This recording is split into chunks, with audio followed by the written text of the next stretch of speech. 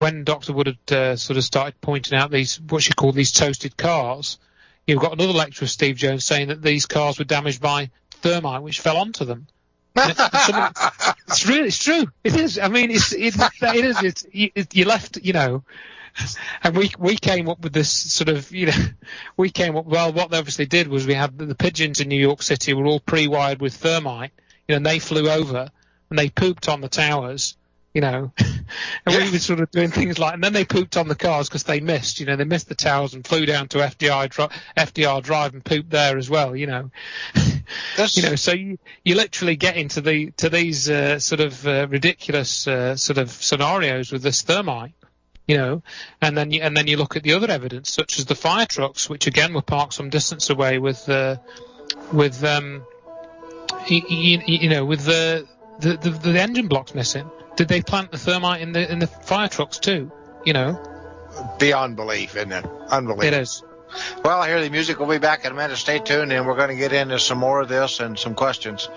Back in a minute. Well, we're coming back here and have Andrew Johnson out of the UK. I'm very honored to have him explaining. I am shocked how positively their lies just propagate around the world here, and the truth is hidden. When I first looked into this, when I first became aware of this, I looked at Dr. Judy Wood's stuff, and I said, 80% of the building's been missing? That couldn't be. I saw all these DVDs, never brought it up. Steel is being dustified. It just vanishes. I mean, it's like you would blow a dust storm. And I said, there's a level 3 hurricane off of New York, and nobody wants to talk about it. We got 1,400 cars up to a half a mile away that have been toasted. Some of them it's unbelievable the way part of it is and part of it isn't, and they're turned upside down. I said, how come I don't know about this stuff? And as soon as I got to that, I said, okay, well, I knew what I was being told wasn't true. And then you look at that picture that Dr. Judy Wood's got an upcoming book here of this picture that was taken. It looks like a water fountain or a bubbler, I think she calls it. I just can't believe it. I mean, there's no way any explosive anything could do this. And then on top of that, this building came down at the speed of gravity, essentially. Totally impossible. And we have a magnetic interference in Alaska. How the heck did that happen? Anyway, Andrew, carry on. Yeah, Ralph. Well, I think that's a super sort of summary of some of the evidence, really. And I think you've sort of highlighted the problem in terms of when you see that evidence and you begin to take it in, it takes you onto a whole new level, really. And I think, though we've said everything we said and everything, I just get the feeling that some people just cannot go to that level. They've got like a mental block, because as I say when I talk about this, it really does change everything, because we're looking at something which is totally unconventional, and then you have to start asking, well, who's got this technology? I mean, my response to finding this out and realizing this after it had percolated down into my being, really, is I actually wrote to all the police chiefs in the UK, and I wrote to a load of Royal Air Force bases to tell them, what you've just said, and ask those same questions. How the hell can this happen? Hold on just a second. We'll be back in just a minute. Hear the music. We'll be back in a second. Stay tuned. Well, we're back from break here. Got Andrew Johnson out of the UK talking about 911, and the ramifications of 911 are so phenomenal. Who has this power? Who's in control? They could do it again. They could control what? We just threaten we're going to blow up the White House. We're going to blow up the Vatican. I don't know.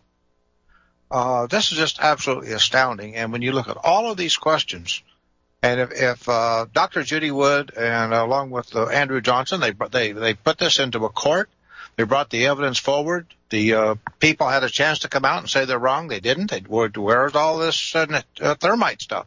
Goes clear to the Supreme Court of the United States, and nobody will touch it. Too hot to handle. Where's the media? Too hot to handle. Where's the mis and disinformation? All over the Internet. Go ahead, Andrew. Yeah, that's absolutely right. And I think it's worth bringing up a couple of other things why, I say to people, there are two reasons why I know that this is correct. And I know that Dr. Wood is absolutely right in what she says. The first reason is the evidence that we've already touched on. And there's a lot more if you go to drjudywood.com and look at all the videos and stuff that are posted there. The second is the reaction to the evidence. Now, I've had to write this book or compile a book, which is called 9/11 Finding the Truth. And again, you can download that from checktheevidence.com. You can download it for free. It's a PDF file. If you don't want to read it off the screen, I've also now created an audio book of it using a sort of synthesized computer voice. It's quite a good computer voice, but that's a large download, but it's free. You can also get a paperback version from lulu.com. All the links are on there. You can read the reviews and stuff. But really that book essentially documents the reaction to what we've just talked about. And it looks a little bit at, some of the behind the scenes of Stephen E. Jones and this sort of thing.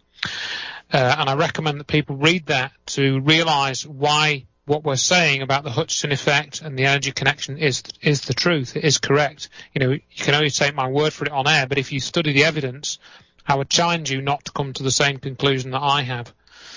And another example is this Jim Fetzer character, who was a well-known researcher into the Kennedy assassination.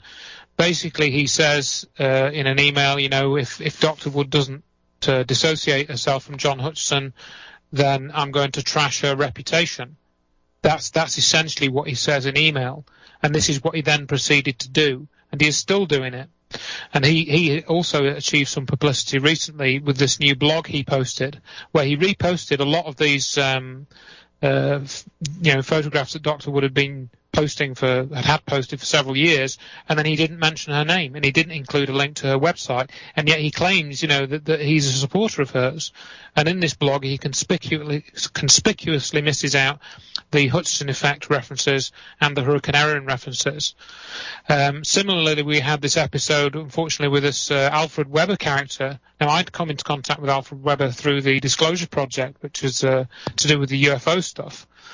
And he interviewed Dr. Judy Wood and John Hutchison at his home in February 2008. It's February the 14th, and we have an audio recording of this interview. And he was very, very interested in the relationship between 9/11 and the Hutchison effect. But then, in November of that year, he did an interview with this supposed geoscientist. Maybe she really is a geoscientist. I'm really not sure from the way that she describes things, called Lorraine Murray. And they together claimed that HAARP destroyed the World Trade Center.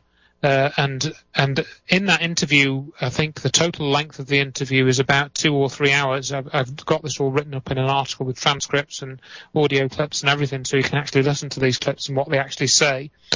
But they basically say that HAARP destroyed the World Trade Center. They don't mention the Hutchison effect. They don't mention Hurricane Erin, and they even try not to mention Dr. Judy Wood. And Alfred Weber actually says in this interview, he says, now, Lorraine, without mentioning Judy Wood, please tell me why you think HAARP destroyed the World Trade Center. That's what he actually says, almost word for word, which is very, very strange.